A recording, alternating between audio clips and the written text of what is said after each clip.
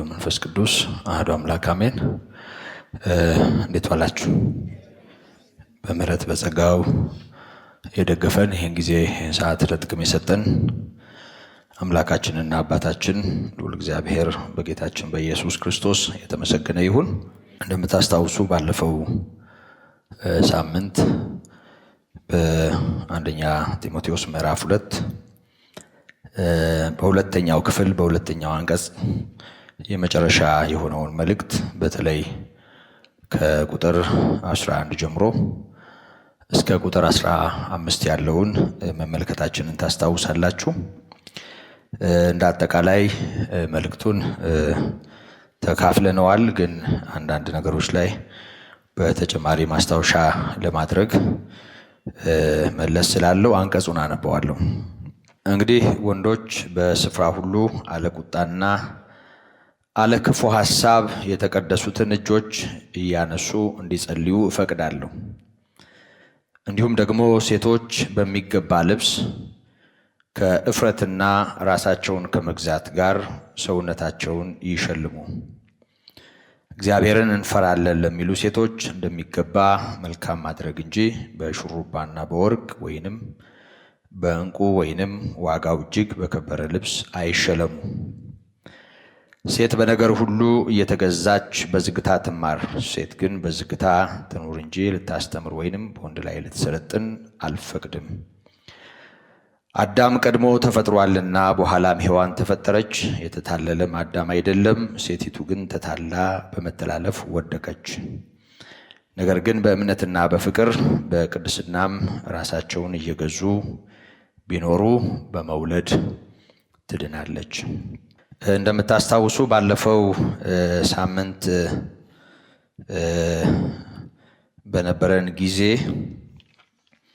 ያው በዚህ አንቀጽ ጊዜ ወስደናል። ከዛም በፊት ጊዜዎች ስለነበሩን በተለይ ሴት ልጅ በቤተ ክርስቲያንና በቤት የሚኖራትን ሁኔታ የሚያስገነዝብ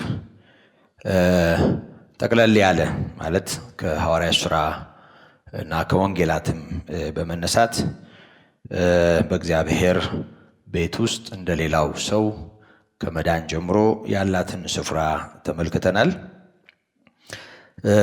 ከዛ ባሻገር በዋናነት በዚህ ክፍል እንደ ዋና ነገር የተሰመረበት ነጥብ ሴት በጉባኤ መካከል እንድታስተምር አለመፍቀዱን ወይም ደግሞ ያልተፈቀደ መሆኑን ማንሳቱ ነው። ለዚህም ደግሞ ያው እንደምንም ያው ጊዜው የሴቶችን መብት በተመለከተ ብዙ ግርግር ያለበት ስለሆነ ፖለቲካው ምኑም ቤተክርስቲያን ላይ እያጠላ እንደው ፈልቀቅ እያደረጉ በተለየ መልኩ የተለየ ትርጉም የሚፈልጉ እንዳሉ ባለፈው ጠቆም ማድረጊያቸዋለሁ። የሆነ ሆኖ ግን እዚህ ጋር ያለው ትእዛዝ ከምን እንደመነጨ ተምረናል እና ሁለት ነገሮችን ያነሳው። አንደኛው ቀድሞ እሱ ተፈጥሯል ነው፣ የተፈጥሮ ጉዳይ ነው። ሁለተኛው እርሷ ቀድማ ወድቃለች ነው የሚለው። ይሄ ማለት አጠቃላይ በእያንዳንዱ ጓዳና ሕይወት ያለው ነገር ይሄንኑ መልክ ይዞ ይቀጥላል ማለት አይደለም። ግን ወደ ዘፍጥረት ምዕራፍ 3 ስንመጣ ውድቀታቸውን ተመልክቶ እግዚአብሔር በአዳምም በሔዋንም ላይ ወስኗል፣ ተናግሯል፣ በቁጣ ገስጿል፣ ፍርድም አስተላልፏል። ከዚህ ፍርድ እንዳየነው በተለይ ከቁጥር 15 ጀምሮ ሔዋንንም አዳምንም እባቡንም በተናገረበት ክፍል እንዳስተዋል ነው በጸነሽ ጊዜ ያው በጭንቅ ትወልጃለሽ፣ ምጥሽ ያው በመከራ ይሆናል፣ የመውለድ ነገር ብዙ ድካም እንዳለበት እንደዛ ይሆናል ብሎ እግዚአብሔር አዟል። እንደሱም ነው እየሆነ ያለው።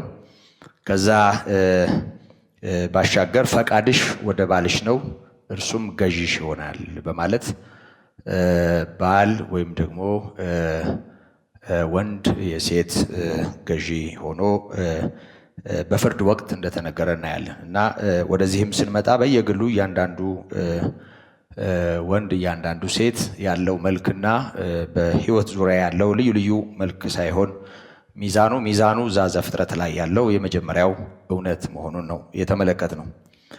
ከዛ ባሻገር በቤተሰብ መዋቅር ውስጥ ያንዳንዱ ያለውን ስፍራ ማሳየት ነው ሌላው ዓላማ። ይሄንን የተመለከትነው። ስለዚህ አባትነት ስያሜ ጳውሎስ እንዳለው ከአብ ነው የሚጀምረው። ከዛ ወልድ፣ ከዛ ወንድ፣ ከዛ ሴት፣ ከዛ ልጆች እና የቅዱሳን ቤተሰብ ይህንን መዋቅር መጠበቅ አለበት። ይሄ የጌታ ትምህርት ነው። ክርስቶስ ለአባቱ ታዟል። ወንድም ለክርስቶስ ሊታዘዝ ይገባዋል። ሴትም ለባሏ ልትታዘዝ ይገባል። ልጆች ደግሞ ወላጆቻቸው ሊታዘዙ ይገባል እና የተቀደሱ በጌታ ጸጋና ምሕረት እግዚአብሔርን ፈርተው የሚኖሩ የቅዱሳን ቤተሰብ ይህንን መዋቅር ማገለባበጥ የለበትም በምንም ተጽዕኖና ሌላ መልክ። ከዛ ባሻገር እንግዲህ አንደኛ ቆሮንቶስ ምዕራፍ 11ን ከዚህ ጋር አያይዘን ተመልክተነዋል። ይህን ደግማችሁ ተመልከቱ። ሌላው ደግሞ ምዕራፍ 14 አንደኛ ቆሮንቶስ ከቁጥር 35 ጀምሮ በአጽንኦት በጉባኤ መካከል እንዳይናገሩ ማዘዙን እንመለከታለን። እጨቃጨቃለሁ፣ የሆነ ታሪካዊ ዳራ አመጣለሁ፣ ሌላ ትርጉም ሊኖረው ስለሚችል እሞክራለሁ የሚል ካለ መልሳችን በቅዱሳን አብያተ ክርስቲያናት እንዲህ አይነት ልማድ የለንም። ሐዋርያት ቤተክርስቲያን እንደሱ አልነበረችም። ዛሬ ያሉ ለመጽሐፍ ቅዱስ ስልጣንና ለቤተክርስቲያን የመጀመሪያው ነገር የማይታዘዙ በጣም ብዙዎች ከዚህም አልፈው እንደሚሄዱና ከመጽሐፍ ቅዱሱ መርህ ውጪ ለመሆን የተለየ ትርጉም እንደሚፈልጉም እንደሚያደርጉም እናውቃለን። ይሄ ለኛ ችግር አይደለም እስካሁን ባለንበት ሁኔታ። ለማንኛውም ግን በየግል እያንዳንዱ ሰው ካለው ድካምና ብርታት ጋር የተያያዘ አይደለም። ይሄ የተያያዘው ከመጀመሪያ ነገር ጋር ነው ብለን ይሄንን ተምረናል። አዳም ቀድሞ ተፈጥሯል፣ ሔዋን ቀድማ ወድቃለች። ስለዚህ ሴት በወንድ ላይ አትሰልጥን፣ ወንድ አታስተምር ማለቱን አንስተናል። ግን መጨረሻ ላይ ቁጥር 15 ላይ ያው ባለፈው እንደተመለከትነው ትንሽ ጭላንጭል ያለ ይመስላል። ይሄም ጭላንጭል ያው ካላስተዋልነው ነው ጭላንጭል የሚሆነው። ካስተዋልነው ግን ትልቅ እድል ነው ባለፈው እንደተማርነው። ምክንያቱም የትኛውም ወንድ ያለ ሴት ስለማይመጣ እና ሁሉም እናት አለው ይመስለኛል አይደል? እሱ የሌለው የለም እና በየትኛውም ስፍራ ያለ ሰው በዚህ መንገድ ስለሚመጣ ከዛ ጋር ተያይዞ ሴት ያላትን እድል ይናገራል። አወዛጋቢ ነገሮች አሉ፣ ግን ከአውዱ ጋር ተያይዞ ያለው እውነታ ይሄ ነው። እሱን ነው ደግሜ ዛሬ በተወሰነ መልኩ ማንሳትም ወደው፣ ምክንያቱም አብረው ያሉ ቃላትን አብረን ስላላየናቸው።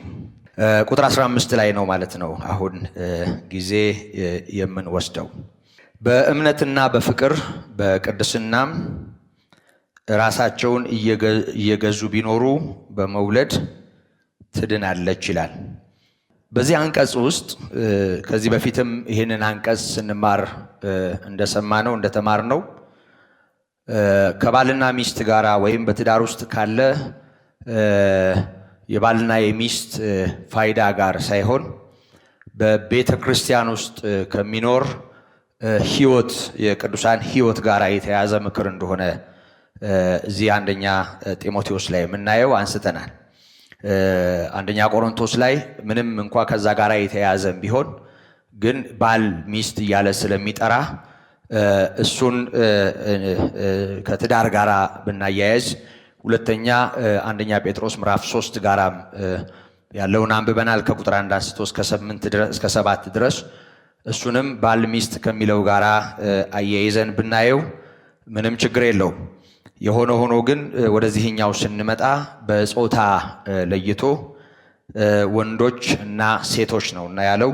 አንደኛ በጾታ ለይቶ እየተናገረ ነው ያለው። ሁለተኛ ምዕራፍ 3 ላይ በተለይ ከቁጥር 14 ጀምሮ ሐዋርያው ይህንን መልእክት የጻፈበት አብይ ምክንያት በእግዚአብሔር ማደሪያ ቤት እንዴት መኖር እንዳለበት ጢሞቴዎስ ማስታወቅ ነው።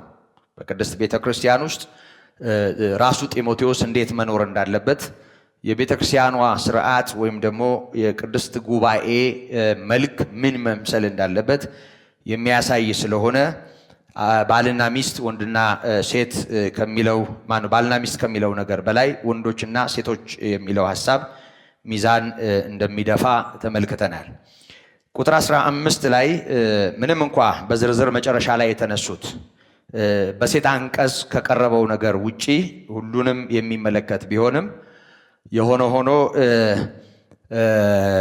መጨረሻ ላይ ያለው ቃል ከሴቶች ጋር ቀጥታ መገናኘቱን እናያለን። እምነትን፣ ፍቅርን፣ ቅድስናና ራስን መግዛት በተመለከተ በእነዚህ አራት ነገሮች ቢበረቱ ራሳቸውን እየገዙ ቢኖሩ በመውለድ ትድናለች ነው የሚለው እና ፍቅር፣ እምነት፣ ቅድስናና ራስን መግዛት ይሄ ለአጠቃላይ ሕይወት ለወንድም ለሴትም አስፈላጊ ቢሆንም ግን በዚህ አንቀጽ ከመውለድ ጋር ተያይዞ የሚያሳየው ነገር ስላለ እነሱን ነገሮች በጥንቃቄ ማስታወስ መልካም ነው። በእምነት ይላል የመጀመሪያው ቃል። ምንም ስለ እምነት ብዙ ዝርዝርና እምነትን በተለየ መልኩ እንድናየው አሁን ጊዜ አልወስድም። ያው ጥናቱ የአንደኛ ጢሞቴዎስ ጥናት ስለሆነ፣ ግን እዚሁ ጋር በተጻፈው መጠን እንድናስተውል አንዳንድ ነገሮችን ማስታወስ መልካም ነው። ያው እምነት ምን ማለት ነው የሚለውን እናንተ ብትነግሩኝ ነው የሚሻለው። ምክንያቱም ብዙ ጊዜ ስለተማርንና ስለሰማችሁት። እምነት ምን ማለት ነው?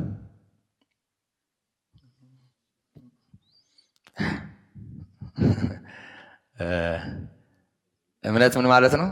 ሰምቻለሁ። እንታያ ጉረመረሙ ነው። ጨመር ያድርጉ ድምፁ።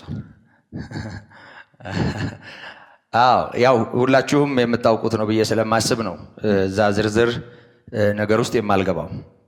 እምነት ተስፋ የምናደርገውን ነገር የሚያስረግጥ ያላየነውን የሚያስረዳ ነው።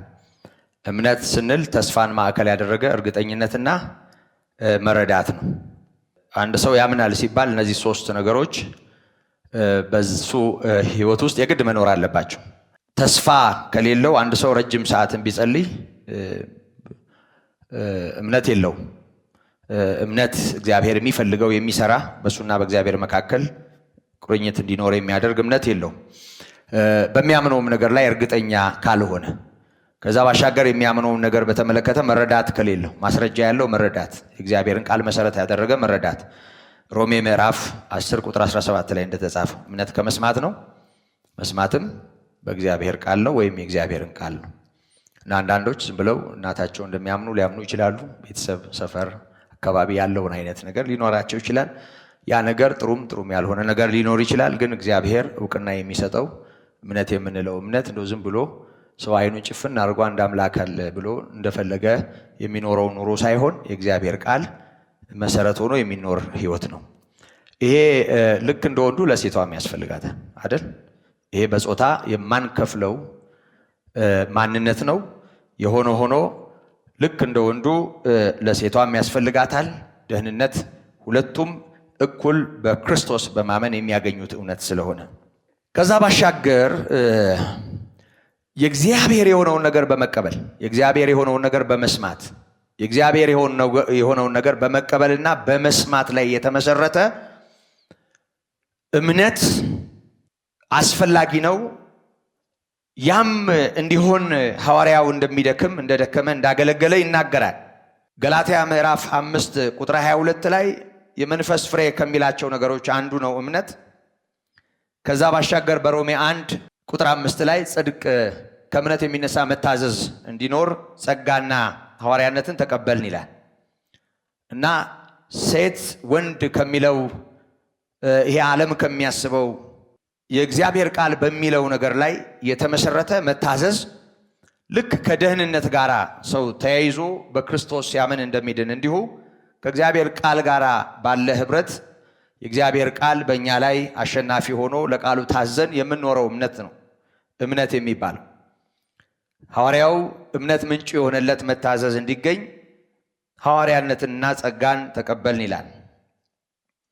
ሮሜ ምዕራፍ 1 ቁጥር 17 ላይ ጻድቅ በእምነት ይኖራል ተብሏል። ስለዚህ እንደዛ እንደተጻፈ እንዲሁ የእግዚአብሔር ጽድቅ ከእምነት ወደ እምነት በእርሱ ይገለጣል ይላል። ጻድቅ በእምነት ነው የሚኖረው። ጻድቅ ማለት ወንድም ሴትም ጻድቅ በእምነት ነው የሚኖረው።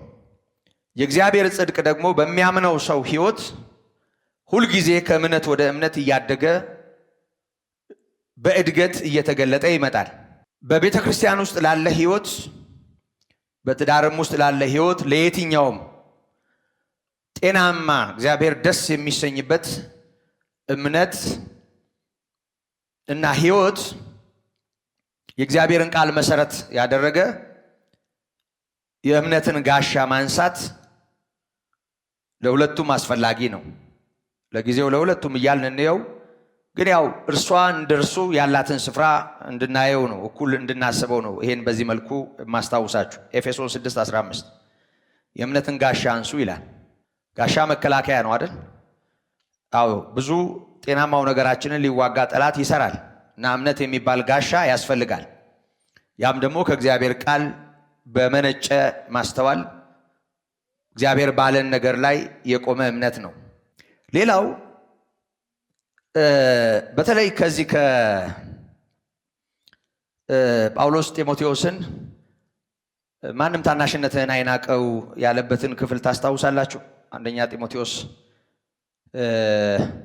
ምዕራፍ 4 ከቁጥር 11 እስከ 12 ባለው ክፍል ይህን እዘዝና አስተምር፣ በቃልና በኑሮ በፍቅርም በእምነትም በንጽህናም ለሚያምኑቱ ምሳሌ ይሁን እንጂ ማንም ታናሽነትህን አይናቀው ይላል።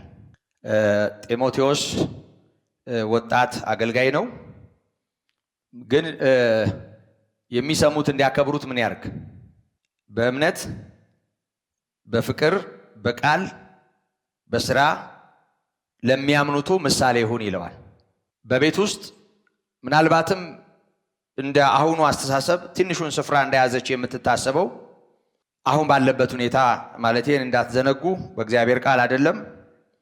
በእምነት ብትኖር፣ በፍቅር ብትኖር፣ በንጽህና ብትኖር ለልጆቿም በዙሪያዋም ላሉት መልካም ምሳሌ ትሆናለች። በመሰረቱ ለመከበር ያለ ፍላጎትና ያለ ናፍቆት ክብር አያመጣም። ይሄን ታውቃላችሁ። አንዳንድ ሰዎች ለመከበር የራሳቸውን ሂሳብ ይሰራሉ። በግል ህይወት ሊሆን ይችላል፣ በቤተክርስቲያን ሊሆን ይችላል። በዙሪያ ላሉ ሰዎች ትርፍ በሚሆን ሁኔታ፣ ጥቅም በሚሆን ሁኔታ የማይናቅ የህይወት መልክ እንዲኖር በእምነት በፍቅር ራስን በመግዛት በንጽህና መኖር አስፈላጊ መሆኑን ለጢሞቴዎስ ጳውሎስ ይናገራል። እና ጳውሎስ ይህንን ሆነህ ብትኖር ራስህንም የሚሰሙህንም ታድናለህ ይለዋል። በእምነትና በፍቅር በቅድስናም ራሳቸውን እየገዙ ቢኖሩ በመውለድ ትድናለች ብሎ መናገሩን ስናይ በመውለድ መዳን ባለፈው ያነሳነው ነገር ነው። ብዙ ዝርዝር ነገር የለውም። በወንድ ላይ አትሰልጥን ከሚለው እገዳ ልጆቿን በማስተማር ወንዶችም ቢሆኑ ኮትኩቶ በማሳደግ ከዚህ እገዳ ትድናለች ነው። ደህንነት የሚለው ቃል ከበድ ስለሚል እንደው ደህንነት የሚለውን ቃል እንደው ለዚህ ተጠቅሟል ማለት ይቻላል ወይ የሚሉ ሰዎች አሉ። ለዚህ ነው ቀደም ሲጀምረው ቃሉ ላይ እንዲህ የሚሉ ሰዎች አሉ ያልኩት። ግን ከዚህ ውጪ ልንለው አንችልም። መጽሐፉ ከዚህ ውጪ ልንለው አንችልም። ስለዚህ የወለደቻቸው ልጆች የምታስተምረው በምንድን ነው? የምታንጸው በምንድን ነው? በምንድን ነው አሸናፊ ሆና የክርስቶስን እውነት በልጆቿ ሕይወት ውስጥ ቀርጻ በእግዚአብሔር መንግሥት ውስጥ ላለ ነገር አስተዋጽኦን በማድረግ የምትኖረው? በእምነት በፍቅር ራስን በመግዛት ይላል። በመሰረቱ ከመናገርም በላይ ከማስተማርም በላይ ጉልበት አለው። ጤናማ ሕይወት የማረካቸው ሰዎች፣ ጤናማ ሕይወት የእግዚአብሔር ያደረጋቸው ሰዎች በሕይወት ለመቀጠል የተሻለ አቅም አላቸው። ንግግር ገንዘብ ካደረጋቸው በላይ ይታወቃል። ወንጌል እንዲህ ባለ ሁኔታ ነው ወደ ሰው የሚሄደው። መነገር አለበት፣ መሰበክ አለበት። ሰዎች በስብከት ሞኝነት አምነው ወደ ወንጌል ይመጣሉ። ይታወቃል፣ ይሄ እውነት ነው። ነገር ግን ከዚህ ባላነሰ ሁኔታ የቅዱሳን ሕይወት ማራኪ ነው። የቅዱሳን ሕይወት ለእግዚአብሔር ሰዎችን ገንዘብ ያደርጋል። ስለዚህ አንዲት ሴት የወለደቻቸውን በእምነት በፍቅር በቅድስና ራስን በመግዛት እየኖረች መቅረጽ ብትችል፣ በሌላ ቋንቋ ከሷ ሕይወት እነዚህን ነገሮች ይማራሉ ማለት ነው። ጳውሎስ ጢሞቴዎስን ከአያትህ ከኤውንቄና ከእናትህ ከሎይድ ያገኘኸውን እምነት ብሎ ይናገራል አንድ ቦታ እና ከወላጆቹ ከቤተሰቦቹ ያገኘው እምነት መኖሩን ሲናገር ይደመጣል እዚሁ መልእክት ላይ እና ከአያቱ ከቤተሰቡ የወረሰው ልክ ከእግዚአብሔር ቃል እንዳገኘው አድርጎ ጳውሎስ ለጢሞቴዎስ መናገሩ ሰዎች ከቤተሰቦቻቸው ሰዎች ከወላጆቻቸው የንግግር ያህል አቅም ያለው ጉልበት ያለው የሚሰራ የሚጠቅም ሰዎችን ለእግዚአብሔር የሚለይ መልካም የሆነ ነገር ሊወጣቸው እንደሚችል ያሳየናል። ስለዚህ በእምነት ይላል እምነት በእግዚአብሔር ላይ ያለን ተስፋን ማዕከል ያደረገ እርግጠኝነት ነው። የማያወላውሉ እግዚአብሔርን ተስፋ የሚያደርጉ እያንዳንዱን ነገራቸውን በዳኑበት እውነት የሚለኩ በዚህ እውነት መኖር የሚችሉ እናቶች ይሄንን ለወንድ ልጆቻቸው ማጋባት ወይም ደግሞ ማውረስ ይችላሉ። ስለዚህ በዚህ ሁኔታ ልጆቻቸውን እንዲጠቅሙ አታስተምር፣ ወንዶች ላይ አትሰልጥን ከሚለው እገዳ እንዲድኑ መናገሩ ነው። ሁለተኛው ነጥብ ፍቅር ነው። ፍቅርን በቸም በዚህ ሰዓት በዚህ አይነት ተዛራፊ ትምህርት ማለትም እንዲሁ ተዛርፎ ማንሳት መቆንጸል ይሆናል። ታውቃላችሁ፣ ሰፊ ነገር ነው። ፍቅር የእግዚአብሔር ባህሪ ነው። ራሱ እግዚአብሔር ነው ፍቅር። ከዛም ሲቀጥል ፍቅር ተግባራዊ መገለጫ አለው። ፍቅር ከሚለው 3 ፊደል ያልፋል። ይሄን ታውቃላችሁ። ፍቅር በአንድ ሰው ህይወት ውስጥ ሲኖር ምን አይነት መልክ እንደሚኖረው እንደው ብዙ ዝርዝር ነገር ውስጥ ሳልገባ በአንደኛ ቆሮንቶስ ምዕራፍ 13 ላይ ያለውን ከ1 እስከ 8 ባነሳና ባስታውስ መልካም ነው። ለሁላችንም ይጠቅማል። ላስታውሳችሁ። በሰዎችና በመላእክት ልሳን ብናገር አለ። ያው ልሳን ቋንቋ ነው። ፍቅር ግን ከሌለኝ እንደሚጮህ ነሐስ ወይም እንደሚንሿሿ ጸናጽል ሆኛለሁ። ትንቢት ቢኖረኝ ምስጢርንም ሁሉ ዕውቀትንም ሁሉ ባውቅ ተራሮችን እስካፈልስ ድረስ እምነት ሁሉ ቢኖረኝ ፍቅር ግን ከሌለኝ ከንቱ ነኝ። ድሆችን ልመግብ ያለኝን ሁሉ ባካፍል ሥጋዬን ለእሳት መቃጠል አሳልፌ ብሰጥ ፍቅር ግን ከሌለኝ ምንም አይጠቅመኝም ይላል። ያነሳቸውን ነገሮች እነዚህ ሳይኖሩን ነው እኛ ፍቅርም የሌለን በሁሉ ነው የምንከስረው። ይሄ ኖሮ ፍቅር ባይኖር ከንቱ ነኝ ነው የሚለው እና ይሄም ሳይኖር ፍቅርም ሳይኖር በጣም አደገኛ ነው። ለማንኛውም በሰዎችም በመላእክትም ልሳን ብናገር ያለኝን ሁሉ ሸጬ ለድሆች ብሰጥ ሰውነቴን ለእሳት መቃጠል አሳልፌ ብሰጥ ፍቅር ግን ከሌለኝ ከንቱ ነኝ፣ እንደሚጮህ ነሐስ እንደሚንሿሿ ጸናጽል ሆኛለሁ ይላል እና እነዚህን ትልልቅ ነገሮች ሚዛን ላይ የሚያወጣ ፍቅር ምንድነው መለኪያው? ከቁጥር 4 ጀምሮ እስከ ቁጥር 8 ያለው የፍቅር ሚዛን ነው፣ መለኪያ ነው። ፍቅርን ዲፋይን እናድርግ ብንል እንተን ብንል እንረዳ እናስረዳ ብንል ፍቅር ማለት ነው። በዝርዝር ሲታይ ባህሪያት አሉት፣ መገለጫዎች አሉት። ይታገሳል ይላል። በቤተ ክርስቲያንም በትዳርም ውስጥ ትዕግስት አስፈላጊና ወሳኝ ነው። የማይታገስ ትዕግስት የሌለው ሰው ፍቅር የለውም። ይህን ደፍሮ መናገር ይቻላል። እንደውም የፍቅር እጦት አንዱ መገለጫው ነጭናጫ ያደርጋል። ሰዎች በፍቅር ሲጎድሉ ተነጫናጮች፣ ረባሾች ይሆናሉ። እንደውም ብዙ ምክንያቶች ፍቅር ከመጉደሉ ጋር ተያይዞ ነው በሰው ልጅ ህይወት ትዳርም ሆነ በቤተ ክርስቲያንም ህይወት ጎልቶ የሚታየው እና የፍቅር እጦት መገለጫ ነው ትዕግስት ማጣት። ፍቅር አንዱ ባህሪው ይታገሳል፣ ታጋሽ ነው። ሌላኛው የሚታገሰው ቀን እየጠበቀ አድፍጦ አይደለም፣ ቸርነት እያደረገ ነው፣ እየራራ። ከዛ ባሻገር ፍቅር አይቀናም።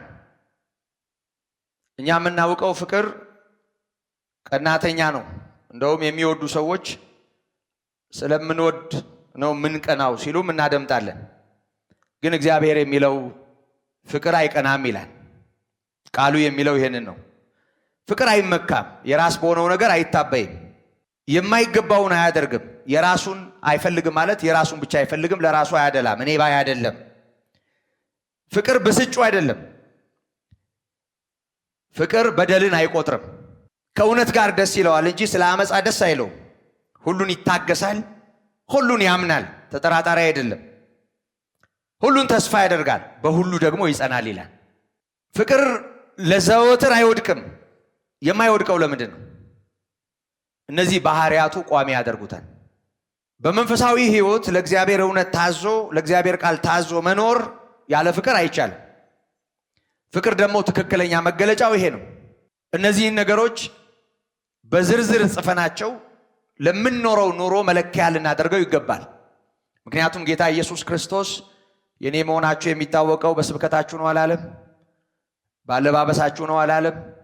የኔ መሆናችሁ የሚታወቀው በጸጋ ስጦታችሁ በእናንተ በሚገለጠው የጸጋ ስጦታ ነው አላለም?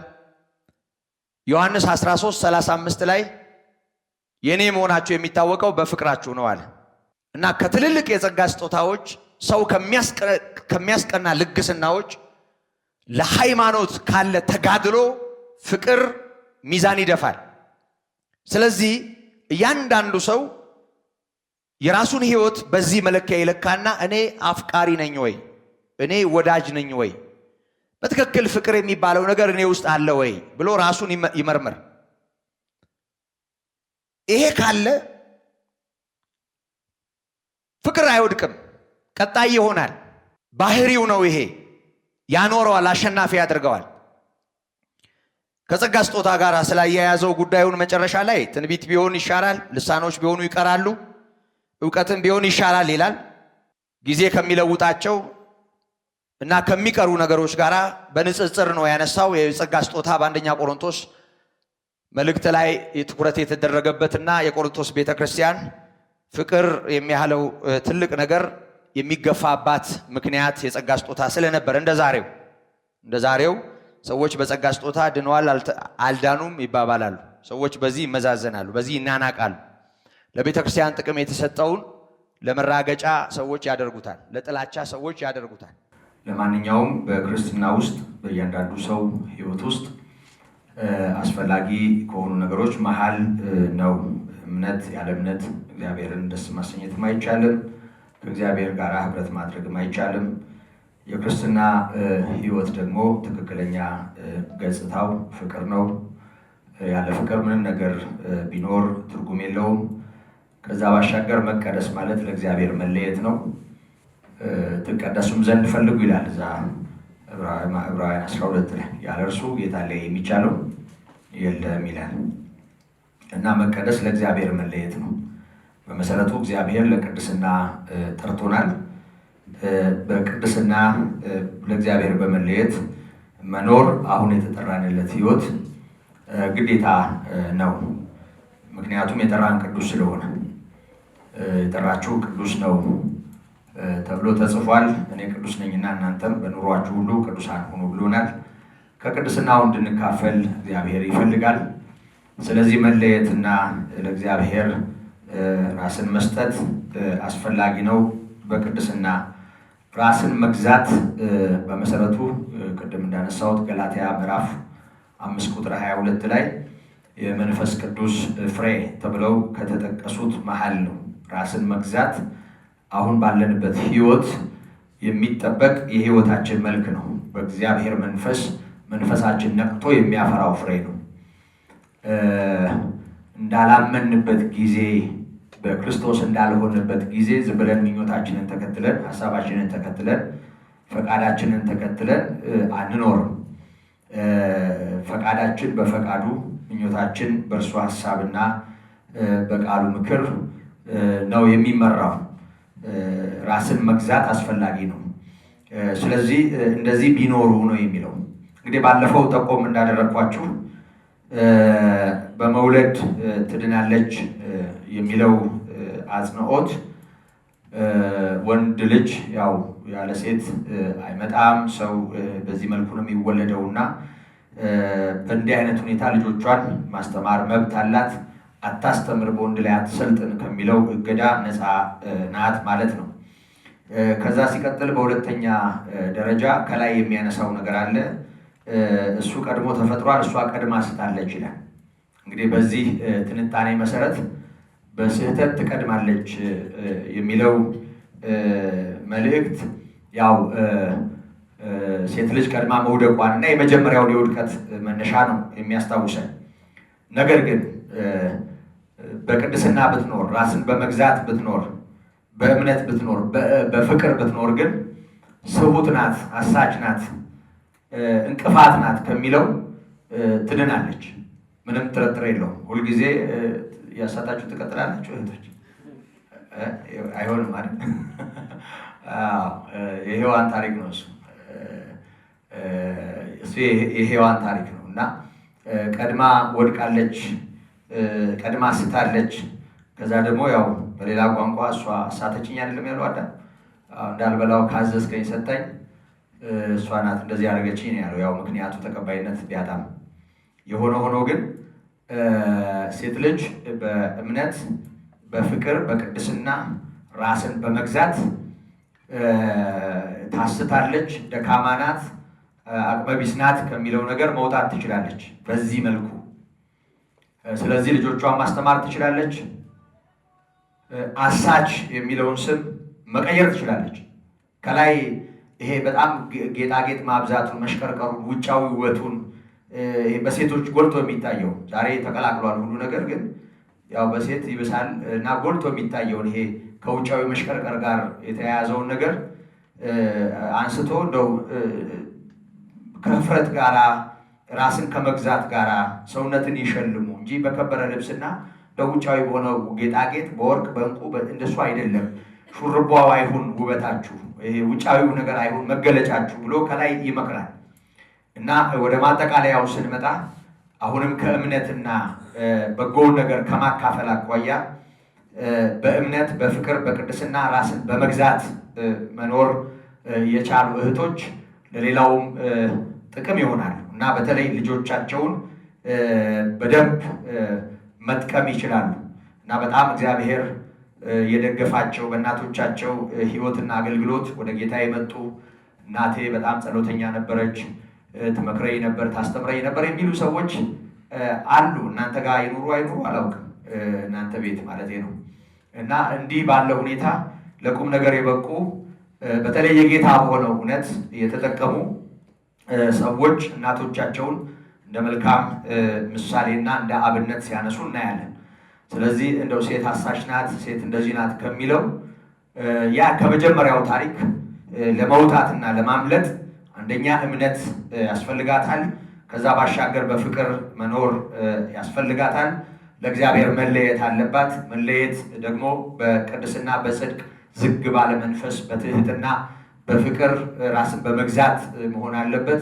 ይሄ ውጫዊ በሆነው ነገር እንደማያምን ሰው በመሽከርከርና ዝም ብሎ ውጫዊ በሆነው ጌጣጌጥ ተሸልሞ በመውጣት እንደማያምን ሰው መሆን አይጠበቅባትም። ይሄን ጴጥሮስም ደግሞታል፣ ባለፈው አንብበነዋል። ዛሬም በሆነ ምክንያት ደግሜ መልእክቴን ከማጠቃለሌ በፊት አነሳዋለሁ እና በዚህ ቢኖሩ እንግዲህ በዚህ ሁሉ ነገር ሴት ልጅ ትድናለች። ማለትም አሳች ናት ከሚለው ከዛ ባሻገር ደግሞ በወንድ ላይ አትሰልጥንም ከሚለው ትድናለች። አንዳንድ ተርጓሚዎች በዚህ በአንደኛ ቆሮንቶስ ምዕራፍ 3 ቁጥር 15 ይሄ ያንዳንዱ እንዴት እንዲያነጽ በመሰረቱ ላይ እንዴት እንዲሰራ እንዴት እንዲያነጽ ይጠንቀቅ ባለበት ክፍል ይሄ ቤቱን በጤናማ መሰረት ላይ ወይም ደግሞ በጤናማው መሰረት ላይ ግን በተለያየ የማይረባ ነገር የሚያነጽ ሰው ማለት አንዳንዱ በድንጋይ ሊያነጽ ይችላል፣ አንዳንዱ በከበረ አለት ሊያነጽ ይችላል፣ አንዳንዱ በአገዳና በእንጨት ሊያነጽ ይችላል። ምሳሌው እንደዛ ነው የሚለው። እንግዲህ ያም ከትምህርትና ከዛ ጋር የተያያዘ ነው እና እያንዳንዱ በመሰረቱ ላይ እንዴት እንደሚያነጽ ይጠንቀቅ እና የእያንዳንዱ ስራ እሳቱ ይፈትነዋል፣ ስራው የማይጎዳበት ይሸለማል ይላል። የሚጎዳበት ግን በእሳት እንደሚድን ይድናል ይላል እና በእሳት እንደሚድን ማለት ይሄ ቤቱ ሲቃጠል ሮጦ እንዳመለጠ ሰው እና ብዙ ነገሩ ገለባ ስለሆነ ተቃጥሎበት ግን በጌታ ያገኘው ነገር ብቻ ቀርቶለት ይድናል ነው መልእክቱ። ያም በክርስቶስ ላይ ወይም በመሰረቱ ላይ በጤናማው የሐዋርያት እና የነቢያት መሰረት ላይ ከሚታነጽ ህንፃ ጋር የተያያዘ ነው። ብዙ ወደዚህ ሀሳብ ለማምጣት ብዙ የሚከብድ ነው። የሆነ ሆኖ ግን በመከራ ውስጥ የሚያልፍ ይሄ እንደ ወርቅ ተፈትኖ የሚያልፍ ማንነት ቢኖራት በእነዚህ ነገሮች እንደው ጸንታ በርትታ እንደዛ ብትሆን ትድናለች የሚል ትርጉም ይሰጡታል። እሱ ደግሞ በክርስቶስ ከተገኘው ጽድቅ ጋራ ስለሚያያዝ የተለየ ትርጉም እንዳይኖረው እሱን ለጊዜው ወደ ጎን አድርጌዋለሁ። የሆነ ሆኖ ግን በዋናነት እነዚህ ሁለት ነጥቦች ይሰመርባቸው። ከአውዱ አኳያ የምናየው ያው ቀድማ ስታለች የሚል እንደሆነና ግን ከዚህ ማንነት የወለደቻቸውን በማስተማርና በጤናማ ኑሮ ታመልጣለች፣ ትድናለች የሚለውን ልናሰምርበት ይገባል። ከዚህ ርዕስ ሳንወጣ የጴጥሮስን ባነሳው ጥሩ ነው። ብዙ ጊዜ ያው ከእህቶች ጋር ተያይዞ እንደው ያው ሴት አይደለች እንደው እሱም እኮ ተናግሯል መጽሐፉም ደካማ ፍጥረት ናቸውና እንደው ትጉላቸው ይላሉ። በተለይ ደግሞ ይሄ በትዳር አካባቢ ከሚፈጠር ትርምስ ጋር ተያይዞ ከሚስቶቻቸው ጋር ባለ ነገር ቅር የሚላቸው ጥቅስ አዋቂ ሰዎች ከሚያነሷቸው ነገሮች መሀል ነው እና ያው ይል የለም መጽሐፉ ደካማ ናቸው ይላል እና ደካማ ናቸው ምን ማለት ይሆን? ለአንብበው ከቁጥር 1 ጀምሮ እስከ ቁጥር 7 አንደኛ ጴጥሮስ ምዕራፍ 3 ላይ ነው ያለው። ያው እግረ መንገዱን በህሊና ሊኖር የሚችል ነገር ከመሆኑ ጋር ተያይዞ ነው ማነሳው።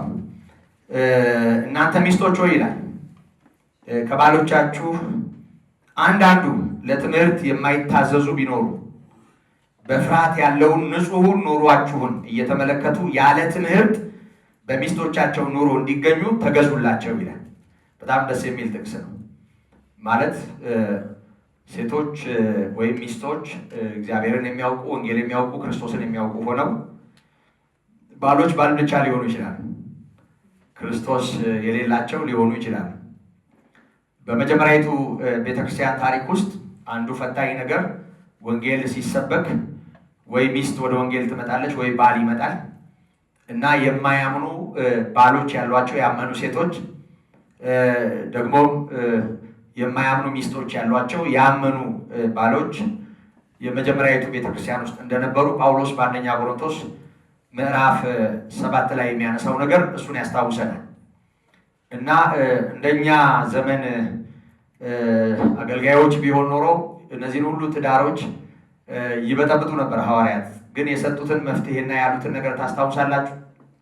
እና ያላመነ ባል ያላት ያመነች ሴት እሱ ከእሷ ጋር ለመኖር ቢፈቅድ አትተው፣ አብረው ቢኖሩ ልጆቻቸው የተቀደሱ ይሆናሉ፣ ቢለያዩ ግን ልጆቻቸው ይረክሳሉ። ማን ያውቃል አንቺ ሴት ባልሽን ታድኘው እንደሆነ ማን ያውቃል አንተ ሰው ሚስትህን ታድናት እንደሆነ ይላል። መዳን ማለት ያው በእርሷ ሕይወትና ኑሮ ክርስቶስን በማወቅ የሚገኝ የዘላለም ሕይወት በሚስቶች አማካኝነት ባሎች፣ በባሎችም አማካኝነት ሚስቶች ሊያገኙ ይችላሉ። እና ጳውሎስ ትዳር ነው ይሄ አሁን ዛሬ እንደሚደረገው ትዳርን ከሚያፈርሱ ነገሮች መሀል አንዱ ተብሎ በእምነት መለያየት፣ በሃይማኖት መለያየት እንደ በቂ ምክንያት ተቆጥሮ ብዙ ንስሐ አባቶች ወደ ወንጌል የመጡ ሴቶች ባሎችን ሲያሳምፁ እንደገና ደግሞ ሚስቶችን ሲያሳምፁና ትዳር ሲበጠብጡ እናያለን። የሆነ ሆኖ ጳውሎስ ከጋብቻ በፊት ያው ማንም ሰው በማይመች አካሄድ ባይጠመድ ጥሩ ነው። ክርስቶስ ተቀዳሚ ቢሆን ጥሩ ነው። ምንም ጥርጥር የለውም ይሄ።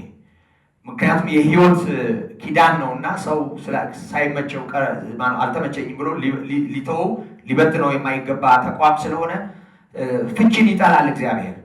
በመሰረቱ ሃይማኖት ምክንያት ሆኖ መፍታትም ልክ አይደለም። ታውቃላችሁ ይሄንን።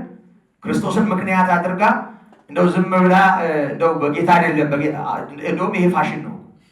በጌታ አይደለች፣ በጌታ አይደለም፣ አያምንም፣ አህዛብ ነው፣ አህዛብ ናት ምናምን ይላሉ። እንደውም በብዙ ነገር እንደው የከፋቸው ሰዎች በደንብ ፍቺ እንደሚጸድቅላቸው የሚያስቡት በዚህ አቅጣጫ ነው። እና አይፈቅድም የእግዚአብሔር ቃል የሚለው ምንድን ነው? ያላመነ ባል ያላት ያመነች ሴት አትተው። እሱ አልፈልግም ብሎ ክርስቶስን ካላኮሰሰ ካልጠላ በቀር እሷ ግን እንድትተው አይፈቅድም።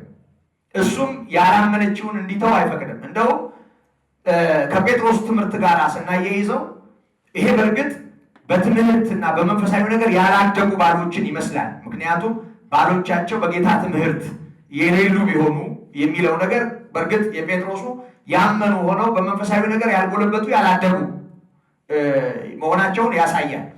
የሆነ ሆኖ የጳውሎስ መልእክት ላይ ስንመለከተው ያላመነው ሰው ልለይ ብሎ ካሰበ ያላመነው ሰው መብት ሆኖ ያመነው እነዚያን ሰዎች ይዞ እንዲቀጥል የእግዚአብሔር ቃል ይፈቅዳል እና አብረው ቢኖሩ ልጆቻቸው የተቀደሱ ናቸው ይላል። እንደውም መልእክቱን ሲያጠቃልል ማን ያውቃል አንቺ ሴት ባልሽ ታድኝ እንደሆነ ማን ያውቃል ሚስትህን ታድናት እንደሆነ ይላል።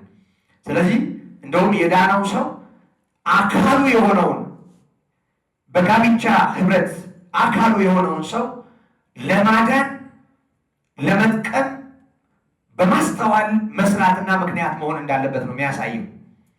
ወደ ጴጥሮሱ ስመለስ ጴጥሮስ በመልካሙ ኑሯችሁ ምክንያት ቅድም እንደተባለ በእምነት፣ በፍቅር፣ በጽድቅ ራስን በመግዛት ይሄ ውጫዊ ባልሆነው ነገር ውስጣቸው ቢያጌጥ ውስጣቸው ቢዋብ ሚስቶች ያልተማሩና ከወንጌል እውነት የተነሳ ክርስቶስን ማየት የማይችሉ ባሎቻቸው ከነርሱ ህይወት የተነሳ ክርስቶስ ሊያዩት ይችላል። በቤታቸው ክርስቶስ በእነሱ እግር ሲንቀሳቀስ ሊያዩ ይችላል። ደግሞ በዚህ መንገድ ወደ እውነት የመጡ በጣም ብዙ እህቶች በጣም ብዙ ወንዶች እንዳሉ ይታወቃል። ለማንኛውም ያለኝ ጊዜ አጭር ስለሆነ ይህንን በንባብ ልፈጽመውና የመጨረሻው ላይ ላተኩር። ንጹህ ኑሯችሁን እየተመለከቱ ያለ ትምህርት በሚስቶቻቸው ኑሮ እንዲገኙ ተገዙላቸው። አላመነም አልገባውም ብሎ መናቅም ማኩርሰስም አለማክበርም ጤናማ ነገር አይደለም። እንደው በቃ በመገዛት የእግዚአብሔር ቃል ያለውን ስፍራ ማሳየት የበለጠ በእነሱ ትምህርት ሌሎች እንዲድኑ ምክንያት መሆን ነው የሚለው። ለእናንተ ጠጉርን በመሸረብና ወርቅ በማንጠልጠል ወይንም ልብስ በመጎናጸፍ በውጭ የሆነ ሽልማት አይሆንላችሁ፣ ነገር ግን በእግዚአብሔር ፊት ዋጋው እጅግ የከበረ የዋህና ዝግተኛ መንፈስ ያለው የማይጠፋው ልብስ ለብሶ የተሰወረ የልብ ሰው ይሁንላችሁ። ልብሳችሁ የውስጥ ይሁን ነው ከውጫዊው ነገር በላይ። እንግዲህ በቀድሞ ዘመን በእግዚአብሔር ተስፋ ያደረጉት ቅዱሳን ሴቶች ደግሞ ለባሎቻቸው ሲገዙ ተሸልመው ነበር፣ ሽልማት ነበራቸው። አንድ ምሳሌ ያነሳል። ሳራ ለአብርሃም ጌታ ብላ እየጠራችው ታዘዘችለት። እናንተም ከሚያስደነግጥ ነገር አንዳችስ እንኳ ሳትፈሩ መልካም ብታደርጉ ልጆቿ ናችሁ ይላል። ስለዚህ ሳራ ጌታ ትለው እንደነበረ ልክ በእንዲህ አይነት ሁኔታ ብትኖሩ እናንተም የሳራን የሕይወትን ፍለጋ ተከትላችኋል ብሎ እንደ ምሳሌ ነው የሚያነሳው። ይሄን ካለ በኋላ ይሄ ለሚስቶች የቀረበ ነው። ከቁጥር 1 አንስቶ እስከ ቁጥር 6 ድረስ ወደ ወንዶች ይመጣል። ባሎች ይላል፣ ወንድ አይደለም ባል። ቅድም ከጾታ አኳያ ነው፣ አሁን በአንድ ቤት ውስጥ ካለው ነገር ጋር ነው የሚያያይዘው እና ባሎች ወይ ደካማ ስለሆኑ ነው የሚለው። ስለሆኑ ነው የሚለው። እስቲ መልሱልኝ። አዎ ደካማ ምን? አዎ ደካማ ፍጥረት ስለሆኑ ከሚስቶቻችሁ ጋር በማስተዋል አብራችሁ ኑሩ ይላል። ደካማ ምን? ደካማ ፍጥረት ከተፈጥሮ ጋር የተያያዘ ነው ጉዳዩ ማለት ነው። ከተፈጥሮ ጋር ወደ ተያያዘው ነገር ስንመጣ እንግዲህ ዘፍጥረት ላይ ነው የምንሄደው።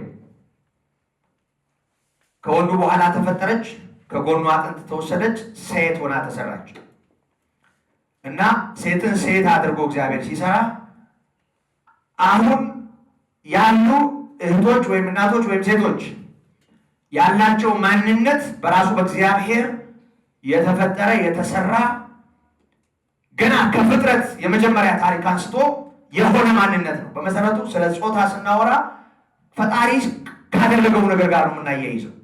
ስለ ስህተት ስናነሳ ከውድቀት ጋር ነው የሚያያዘው። ስለ ፍጥረት ስናነሳ ግን ከእግዚአብሔር አሰራር ጋር ነው የሚያያዘው። ለምሳሌ ወንድ አስቀድሞ ተፈጠረ፣ ሴት በኋላ ተፈጠረች። በቃ ፍጥረት ነው ይሄ። የእግዚአብሔር የአፈጣጠር ስርዓት እንደሱ ነው የሆነው። ወንድ እንዴት ተፈጠረ፣ ሴት እንዴት ተፈጠረች፣ እሱ የአፈጣጠር ስርዓት ነው። ከዛ ሲቀጥል ሴቲቱ አስቀድማ ወደቀች፣ ከውድቀት ጋር ተያይዞ ቀድማ ስታለች ነው የሚለው። ከዚህ ጋር ተያይዞ ፈርዶባታል። ፈቃድሽ ወደ እርሱ ነው ገዥሽ ይሆናል ብሏታል። ስለዚህ ያ ከውድቀት ጋር ተያይዞ የሚታይ ነገር ነው። እዚህ ጋር ሴትን ሴት ሲያደርግ፣ ወንድን ወንድ ሲያደርግ ከተፈጥሮ አኳያ ያለውን ልዩነት ነው ማሰብ ያለብን። አሁን ከፍጥረት አኳያ ያለውን ልዩነት እንዴት አድርገን ነው የምንለየው? ታውቃላችሁ አይደል? ወንድና ሴት ከማህፀን ጀምሮ ይታወቃል። በተለይ አሁን ባለው ቴክኖሎጂ አይደል? በምርጫ አይደለም ሰው ወንድ ሴቷ ሴት የምትሆኑ በእግዚአብሔር የተፈጥሮ ስርዓት ነው። ከዛ ባሻገር ሴት ልጅ በተፈጥሮ መዋቅሯ ውስጥ ወይም ደግሞ መዋቅር ሀሳቡ ግልጽ ነው አይደል? ይሄ እንዳለ ይሄ ተፈጥሯዊ በሆነው ማንነት ውስጥ የሴት የሆነ አካል አላት፣ ወንድ የወንድ የሆነ አካል አለ፣ የመራቢያ አካል። ከዛ በኋላ ከድምፅ አንስቶ ከሌሎች የአቋም አንስቶ ይሄ ለመውለድ ትውልድ ለመተካት ተፈጥሯዊ በሆነው ማንነት ውስጥ እግዚአብሔር ያስቀመጠው ነገር አለ። ወንድነትና ሴትነት ይሄ ውጫዊ የሆነ የመራቢያ አካል ብቻ አይደለም። በመሰረቱ ሴትን ሙሉ ለሙሉ ያዋቀረበት ስርዓት ጸንሶ ለመውለድ ለማሳደግ በሚያስችል ሁኔታ ያንን አይነት ማንነት ሰጥቶ እግዚአብሔር ፈጥሯቸዋል። ከዚህ ጋር ተያይዞ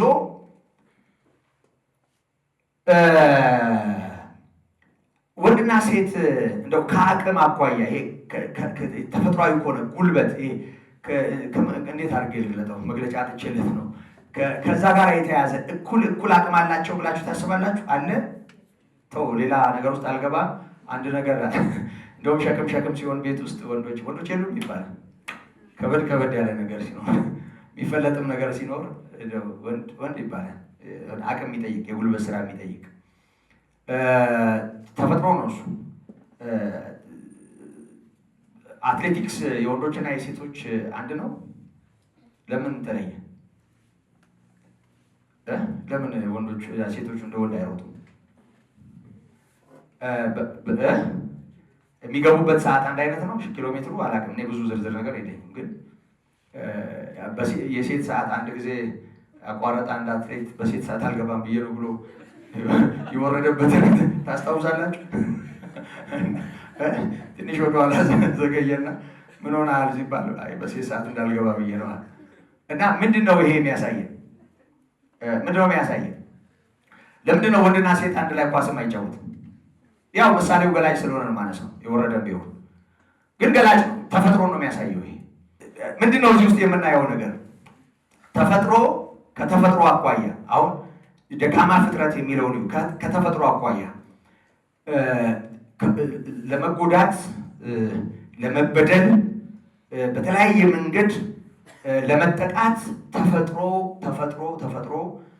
ያደላባቸዋል። ይሄ ምንም ጥርጥር የለውም። ብዙ ጊዜ አሁን ሚስቶቻቸውን ስለሚያስለቅሱ አሁን ሚልክያስን ስናነሳ እግዚአብሔር ይወቅሳቸዋል። የልጅነት ሚስቶቻችሁን ካዳችኋቸው፣ ትመጣላችሁ በመሰዊያ ላይ መስዋዕት ታቀርባላችሁ፣ እንዴት አድርጌ ልቀበለው? የካዳችኋቸው የሚስቶቻችሁ የልጅነት ሚስቶቻችሁ እንባ መሰዊያው ላይ ተንጣሏል ይላል እና ብዙ ጊዜ የመደብደብ ሊሆን ይችላል። የጉልበት የኃይል በመጠቀም ብቻ ጥቃት ለማድረስ ከመደፈር ጋር ተያይዞ ሊሆን ይችላል። ማለት ምናልባት አላቅም፣ በሆነ ሁኔታ ደፋሪ ሴቶች ይኖሩ ይሆናል አላቅም። ግን ከተፈጥሮ ስርዓትና ከሚታወቀው ነገር ጋር ተያይዞ ተጠቂነቱ ያው በሴቶች ላይ እንደሚያደላ ይታወቃል አይደል? ተፈጥሮ ነው እሱ።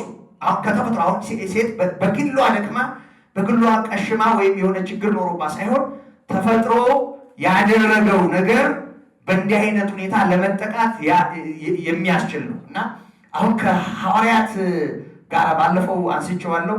ጌታ 12ቱን ወንዶች ነው ያደረገው፣ አንድ ሴት አልቀላቀለም። ከዛ ባሻገር ደግሞ እንደውም በዚህ ከርቀት የመጡትን ከሌላ ሀገር የመጡትን አይሁድ በማድላት በመጀመሪያው ቤተክርስቲያን ውስጥ ችግር ሲፈጠር ሐዋርያት ሥራ ምዕራፍ 6 ላይ መንፈስ ቅዱስ የሞላባቸው ጥበብና ማስተዋል የተሞሉ ተብለው ሲመረጡ የተመረጡ 7 ዲያቆናት የምንላቸው ወንዶች ናቸው። እና ከዚህ ጋር የተያያዘውን ነገር ስናይ እንደ ሐዋርያት እንደ ወንዶቹ በዛ የወንጌል ኃላፊነት መጠን እንዳይንቀሳቀሱ የሚያግዳቸው ተፈጥሯዊ ነገር አለ። አሁን ለመውለድ እንዲሆን ሆኖ የተፈጠረው ይሄ ከመራባት ሂደት ጋር የተያያዘው አሁን የወር ልማድ እንደ ወንዱ ነፃ አያደርጋትም። የዛሬው ዘመን ብቻ አትዩ ያኔ። ከዛ ሲቀጥል ደግሞ በእርግዝና ወቅት የሚወሰደው ጊዜ እንግዲህ እሷ በዚህ አይነት ሁኔታ ስትቀመጥ ወንጌል ይቆማል ማለት ነው። ተፈጥሮ ነው ይሄ። የወለደችውን እያጠባች የምታሳድግበት የእናትነት ስፍራና ያ ነገር የራሱ የሆነ ነገር አለ እና በዚህ ሁሉ ነገር ከወንዶች በታች እንዲሆኑ እንዲገዙ ተፈጥሮም ጭምር ስለሚያስገድዳቸው ከዚህ የተነሳ ባሎች በደንብ በጥንቃቄ እንዲኖሩ በመሰረቱ ይሄ ውጫዊ የሆነ አካላዊ ብቻ አይደለም። ከባህሪ ጋር ተያይዞ ከተለያየ አይነት ሁኔታዎች ጋር ተያይዞ ራሱን የቻለ ልዩነቶች ይኖራሉ። ከጊዜ ከዚህ ከመውለድ ጋር ተያይዞ ከሚኖር የሆርሞን መቀያየር ጋር ተያይዞ ብዙ ነገር ይኖራል። እነዚህን ሁሉ በተፈጥሮ ውስጥ እንዳለ ልዩነት ቆጥሮ በጥንቃቄ ወንዱ እንዲኖር ይመክራል እዚህ ጋር። ምክንያቱም እነዚህ ተፈጥሯዊ የሆኑ ራሱ ተፈጥሮ ምክንያቱ ቃሉ ደካማ ፍጥረት ነው የሚለው ከፍጥረት ጋር ነው የሚያያይዘው። አሁን ካስተሳሰብ ከተለየ አይነት ድካም ጋር ነው የሚያያዘው። ከተፈጥሮ ጋር ተያይዞ ደካማ ፍጥረት ስለሆኑ ተፈጥሮ እንዲህ አይነት ቦታ ስለሰጣቸው ከሚስቶቻችሁ ጋር በማስተዋል አብራችሁ ኑሩ ይላል። አብራችሁ በማስተዋል ይሄንን ተረድቶ እንዲኖር ያዛል። ደካማ ያለው ከዚህ ተፈጥሯዊ ነገር ጋር የተያያዘውን ጉዳይ ነው።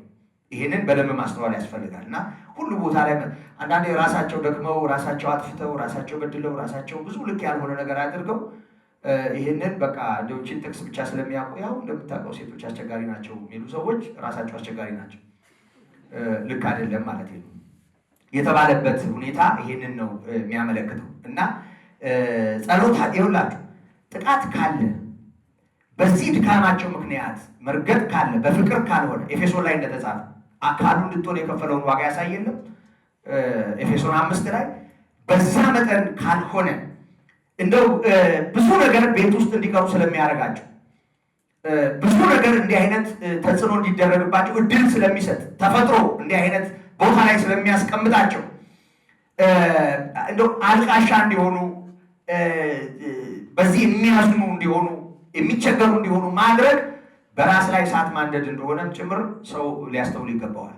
ምክንያቱም ምንድን ነው እያለ ያለው ጸሎታችሁ እንዳይከለከል ማለት የምታስለቅሳት ከሆነ የምትበጠብጥ የምትረብሽ ከሆነ በጥንቃቄ ማትኖር ከሆነ ማትረዳት ከሆነ ያንተ ሩጫ ይታገዳል ነው የሚለው። ጸሎትን አይሰማም እግዚአብሔር፣ ይከለክላል። የምትፈልገውን ነገር ያግድብሃል እግዚአብሔር። ምክንያቱም ሴቷን ሴት ያደረገ ነው አንተን ወንድ ያደረገው። አንተ በተፈጥሮ ስለምታልይም ይሄንን ተጠቅመህ ይሄንን እንደ አድቫንቴጅ ቆጥረህ የምታደርገው ተጽዕኖ ካለ በሰማይ ያለው ስለሚያይ የሚያለቅሱ ሴቶች እንባ በፊቱ ስለሚሆን እንዲህ አይነት ግፍ ወንድ ልጅ ወይም ደግሞ ባል የሆነ ሰው በእግዚአብሔር ፊት እግዚአብሔር ጸሎቱን እንዳይሰማው የሚያደርግ እንቅፋት እየፈጠረ እንደሆነ ሊያስተውል ይገባል። ስለዚህ ጸሎታችሁ እንዳይከለከል እንዴት አስቧቸው ነው የሚለው። አብረው ደግሞ የሕይወትን ጸጋ እንደሚወርሱ አድርጋችሁ አክብሯቸው ይላል። ክርስቶስ እኩል ደሙን ከፈለ፣ እኩል የእግዚአብሔር መንግስት አባል ወይም አካል ነን። የሕይወትን ጸጋ ያን ትልቁን እኩል አብረው እንደሚወርሱ አንዳንድ ጊዜ በቤት ውስጥ የሚፈጠረው ችግር በብዙ ሰው ሕይወት ውስጥ ያለው መሰረታዊ ችግር ሚስቶች ሚስት ብቻ ይሆናል፣ ባሎችም ባል ብቻ ይሆናል። ከፀሐይ በታች ላለው ነገር ለመውለድ ልጆች ለማሳደግ ቤት ንብረት ለመጠበቅ ቁሳቁስ ላይ ባለ ነገር የሚያልፈው ነገር ላይ ባለው ነገር ነው። ብዙ ሰው ክርስቲያን ነኝ እንኳ የሚለው ሙሉ ትኩረቱ ከዚህ ጋር ነው።